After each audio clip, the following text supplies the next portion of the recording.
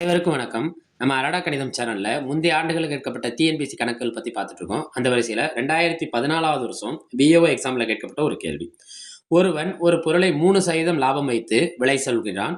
பின்பு 3% தள்ளுபடி அளிக்கின்றான் எனில் அவன் அப்பொருளை விற்பது லாபமா நட்டமா? என்ன செய்றான்? 3% லாபம் வைத்து விலை சொன்னி பின்னாடி என்ன செய்றான்னா 3% தள்ளுபடி அளிக்கின்றான் எனில் அவன் அப்பொருளை விற்பது என்னன்னு கேட்டிருக்காங்க. ரைட்டா? 2 விதமான ஒன்றுக்கொன்று தொடர்பான 2 வேறு வேறு வார்த்தைகள் பார்க்குறப்ப, அது 2யும் நான் என்ன எடுத்துக்கிறேன்னா, ஒரு ஆள எக்ஸ்ன்னு எடுத்துக்கலாம். ஒரு ஆள என்னன்னு எடுத்துக்கலாம்னா, ஒய்ன்னு எடுத்துக்கலாம். அப்ப நான் இங்க லாபத்துக்கு என்ன பேர் வைக்கிறேன்னா, எக்ஸ்ன்னு பேர் வைக்கிறேன். இன்னொன்னு இங்க தள்ளுபடி. தள்ளுபடிக்கு நான் என்ன பேர் வைக்கிறேன்னா, ஒய்ன்னு பேர் வைக்கிறேன். இங்க லாபம்ங்கிறது எத குறிக்கும்னா, பிளஸ் கெயின குறிக்கும். தள்ளுபடிங்கிறது எத குறிக்கும்னா, நம்மள விட்டு போறத குறிக்கும். மைனஸ். அந்த கடைக்காரன பொறுத்தவரைக்கும் தள்ளுபடிங்கிறது என்னன்னா, வியாபாரத்துக்காண்டி கொடுக்கப்பட்டாலும் அது அவனோட நட்டத்துல தான் வரும். ரைட்டா? தள்ளுபடி. இப்ப கணக்கா பார்ப்போமா? இந்த மாரி 2 விதமான வார்த்தைகள் வரப்ப நம்ம ஒரு ஷார்ட்கட் ஃபார்முலா பயன்படுத்திக்கிட்டே வரோம் நம்மளோட முந்தைய வீடியோக்கள்லயும். என்னன்னா, அந்த எக்ஸ் பிளஸ் எக்ஸ் அடுத்து தள்ளுபடிங்கிறது என்னது? Minus Y. 2 ஒரே குறியா வெவ்வேறு குறினா மைனஸ் பொருட்டு 2யும் பெருக்கணும். எதால வகுக்கணும்? 100ஆல வகுக்கணும். இதான் இந்த கணக்கோட ஷார்ட்கட். மறுபடியும் சொல்றேன்.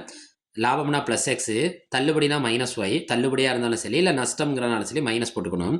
2யும் பெருக்கணும். எதால வகுக்கணும்? 100ஆல வகுக்கணும். இப்போ கணக்குக்குள்ளே போமா, அவர் என்ன செய்கிறார்? ஃபஸ்ட்டு 3% லாபம் வைக்கிறார். அப்போ எக்ஸுக்கு என்ன? +3. அவர் எத்தனை பர்சன்டேஜ் நஷ்டம் தள்ளுபடி கொடுக்குறாரு? 3% தள்ளுபடி கொடுக்குறாரு. அப்போ -3. -3 பெருக்கல் 3 டிவைடட் பை 100 டிவைடட் பை 100. பாருங்க, இந்த +3க்கு -3 என்ன ஆயிரும்? கேன்சல் ஆயிரும். இங்கே யார் மட்டும்தான் இருப்பா? -3 9 டிவைடட் பை 100.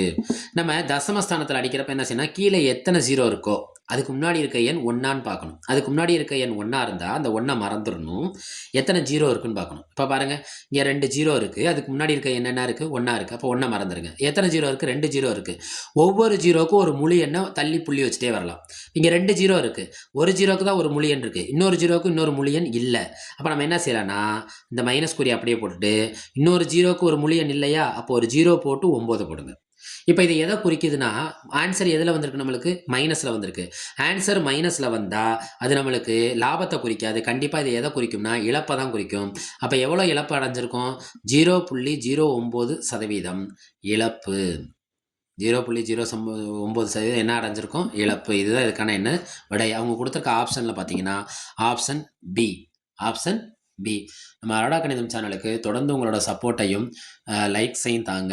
சப்ஸ்கிரைப் பண்ணுங்கள். நன்றி.